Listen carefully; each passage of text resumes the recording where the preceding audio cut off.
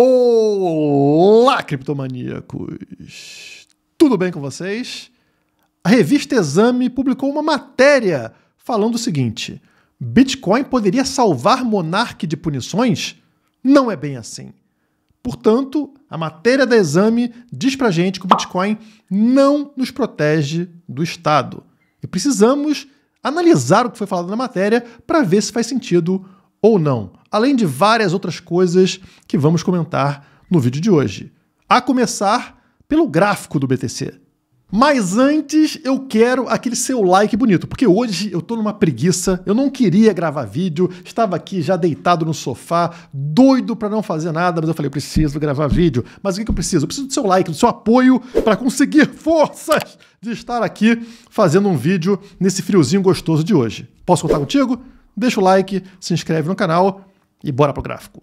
Tá aí na tela o meu gráfico diário do BTC, onde eu falava para você que o preço bateria nessa maldita linha branca de tendência de alta e voltaria a subir. Deixa eu apagar essas linhazinhas amarelas aqui, que já vão voltar já, para mostrar para vocês o que aconteceu, né, pessoal? Sempre que encosta nessa linha branca, que vem desde lá do início desse ano, o preço sobe. E olha só, se dermos um zoom aqui, fica evidente para você, pequeno gafanhoto, que após atingir a linha branca aqui na região dos 28.700, o preço disparou até 30.200 dólares. E agora, uma correção leve até os 29.500, seguindo a sua trajetória de alta. Vamos trazer de volta as minhas linhas mágicas, porque eu quero mostrar para você o seguinte: notem essa formação nesse gráfico, tá? Como vinha sendo respeitada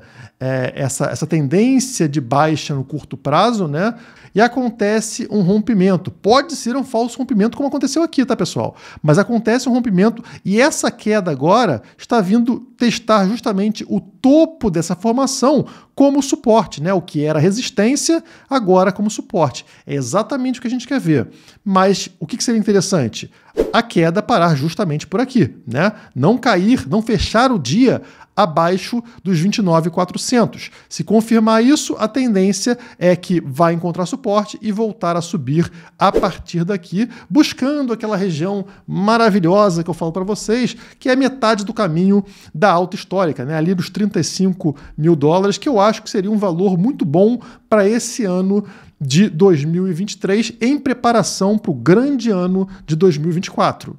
E com todas essas movimentações de preço, será que tivemos também mudança no ranking do Rally de carteiras? Vamos dar uma olhada? Tá aí na tela para vocês o ranking do Rally de carteiras, onde vocês podem ganhar meio Bitcoin, né? Sem pagar nada, só participando, só brincando de montar sua carteira, você pode ganhar. E como vocês podem ver, tivemos uma alteração na primeira posição. Quem está levando meio Bitcoin nesse momento é o Walter, que passou finalmente o João Vitor, né? O Walter está aqui com uma performance na sua carteira de 103% desde o início aqui da competição. Parabéns, Walter. Quais foram as criptomoedas que ele selecionou? TMG com 40%, Rex com 30% e Sim com 30%, superando, portanto, o João Vitor, que era o primeiro colocado na semana anterior, né, que colocou 100% em Bitcoin Cash. Olha que interessante, pessoal. Esse ranking vai mudar até a hora da gente fechar lá no aniversário da Criptomaníacos em abril do ano que vem. Você que quer participar é muito fácil. Basta clicar no link aqui da descrição, vai cair aqui na página do Rally de Carteiras e basta clicar nesse botão Quero disputar o Rally grátis. É grátis. Clicou, selecionou até 5 criptomoedas da sua preferência, está participando e concorrendo a meio Bitcoin lá em abril de 2024. Mas bora falar sobre a matéria que diz que o Bitcoin não te protege do roubo estatal. Será mesmo? Para chegar nesse ponto, eu preciso explicar para vocês o contexto que a gente está passando hoje no Brasil. Então vou usar essa notícia aqui da CNN. Fazenda alerta para maior imposto do mundo e tenta reverter reforma tributária no Senado. Projeção: tenta sensibilizar parlamentares a diminuir a lista de benefícios. Sensibilizar. Sabe quando o bandido vem te roubar, vem te assaltar, aí você fala assim, pô, bandido, pô, eu tenho família, não faz isso comigo não. Pô, eu sou pai de família, eu preciso comprar coisa pra minha família, não me rouba não. Você tenta convencer, você tenta sensibilizar o bandido de que, pô, não leva tanto dinheiro, sabe? Eu preciso de dinheiro para cuidar da minha família. Então, é a mesma coisa que está acontecendo aqui, né? Tem que sensibilizar o político para ele diminuir um pouquinho os benefícios para ele. Deixa um pouquinho de dinheiro para a gente. E é claro, quando você apela para isso, é porque você não tem outra alternativa. Se pudesse fugir, você fugia. Quando você não consegue escapar disso, você tenta sensibilizar o bandido sobre a sua situação. Mas aí eu te pergunto, será que o bandido fica sensibilizado ou ele pensa assim, tô nem aí, quero seu dinheiro? Não à toa, como a própria matéria explica, como a Fazenda percebeu, nós temos o maior imposto do mundo. Mas algumas coisas interessantes começam a aparecer no cenário mundial, como, por exemplo, isso daqui. Executivos da BlackRock acreditam que ETF de Bitcoin será aprovado em até 6 meses, ou seja, até fevereiro de 2024. Portanto, semanas antes do próximo halving, que já tem uma tendência explosiva para o preço do BTC. E claro, se tem uma aprovação de um ETF de BTC na data próxima a isso, aí é uma explosão gigantesca em todo o mercado de criptomoedas. E olha só o que os executivos estão falando. Vamos lutar como cães e gatos para ganhar participação de mercado. Eles querem abocanhar uma fatia grande das criptomoedas, principalmente do BTC. O que acontece com o preço quando a demanda por algum ativo sobe? O preço sobe também. Principalmente quando a gente tem um ativo que a oferta é limitada, como no caso do Bitcoin. E esse interesse por criptomoedas não está acontecendo somente com grandes bancões estrangeiros. Também no Brasil já começa a mostrar impacto, como por exemplo, com foco em Bitcoin, criptomoedas e Web3, BTG supera Bradesco e se torna o segundo maior banco do Brasil. Bancos que estão se aproximando do mercado cripto estão ganhando relevância, estão ganhando participação de mercado, enquanto aqueles que não estão abraçando criptomoedas estão afundando. Só que tem um problema aí. As pessoas cada vez mais estão conscientes de que elas conseguem evitar o roubo, aquela primeira matéria que a gente está falando, né? Aumentar os impostos, maior imposto do mundo. A pessoa vai ter mais acesso a criptomoedas. E ela começa a entender que criptomoedas permitem a ela escapar do bandido sem pedir pinico, né? Sem implorar para o bandido não te roubar. Então você precisa colocar na cabeça das pessoas que não existe saída. Você vai ser assaltado querendo ou não. E a mídia é ligada ao Estado. É o Estado que permite que a grande mídia atue.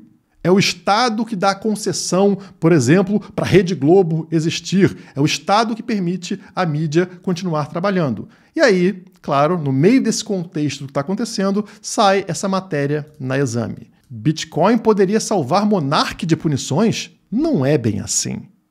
Para quem não sabe, o Monark é o criador do Flow Podcast, o maior podcast do Brasil, e aí, obviamente, o Estado conseguiu tirá-lo do seu próprio programa, tirá-lo da sua própria empresa, né? E também eliminar suas redes sociais, porque o Monark é um cara questionador e que fala esse tipo de coisa que eu estou falando aqui com vocês, né? Só que para um público muito maior. Então o Estado começou a censurar para eliminar qualquer discurso do Monark, impedindo a ele de convencer outras pessoas. E aí chegou o ponto de quererem multá-lo em 300 mil reais, né? Multaram, tentaram pegar o dinheiro dele no Bradesco, não tinha dinheiro, aí foram lá no Nubank, diz o Monark que conseguiram pegar o dinheiro dele lá no Nubank, uns 300 mil. Infelizmente, ele fala que não estava em Bitcoin, esse é o problema, mas ele explicou para o público dele que se ele estivesse em Bitcoin, ele não teria sido roubado.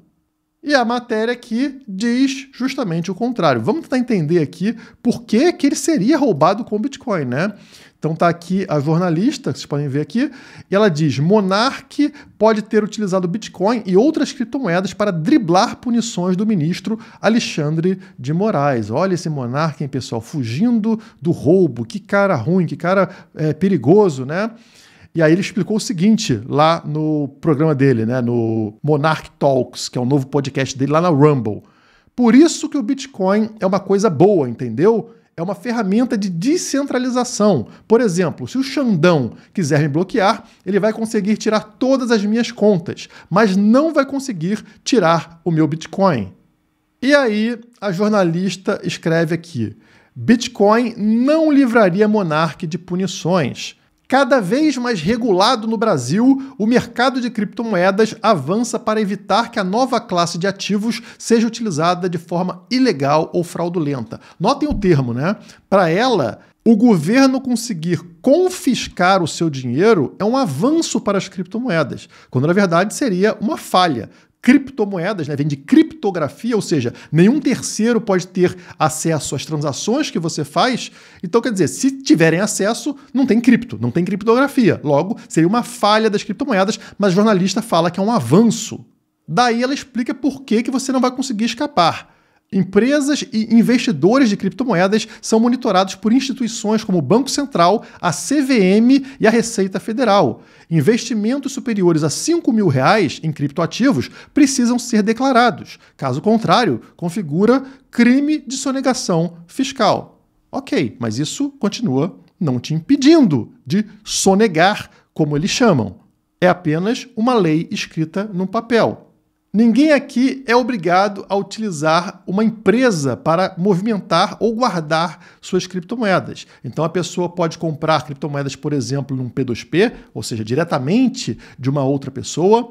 Ela pode usar uma corretora estrangeira, fora do controle da Receita Federal brasileira, ou mesmo a pessoa pode simplesmente guardar as criptomoedas dela numa carteira física, uma carteira própria, uma hard wallet.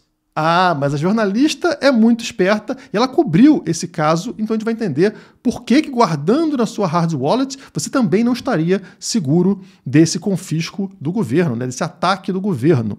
Diz ela: carteiras físicas de criptoativos, conhecidas como hard wallets, também podem ser confiscadas. Nos Estados Unidos, o caso mais famoso de confisco de criptomoedas envolve quase 17 bilhões de reais em posse do fundador do Silk Road, site considerado o maior ponto de vendas de drogas online do mundo. Ah, então é isso. Ela está pegando um caso, tá, pessoal? Um caso de somente 17 bilhões de reais de um site extremamente conhecido pelas autoridades, né, que identificaram o criador desse site, e esse site aceitava somente pagamento em BTC. Então, quando a polícia pegou o dono do site, sabia que ele estava em posse de bitcoins, por isso que confiscou a carteira física dessa pessoa. Mas e se você tem uma hard wallet, como a Ledger, por exemplo, né? E você nunca falou isso para ninguém? Ou você nunca nem mesmo comentou para alguém que você possui criptomoedas ou Bitcoin? Como é que alguém é capaz de saber que você possui criptomoedas? Ou que você possui uma hard wallet, onde você está guardando as suas criptomoedas? É impossível.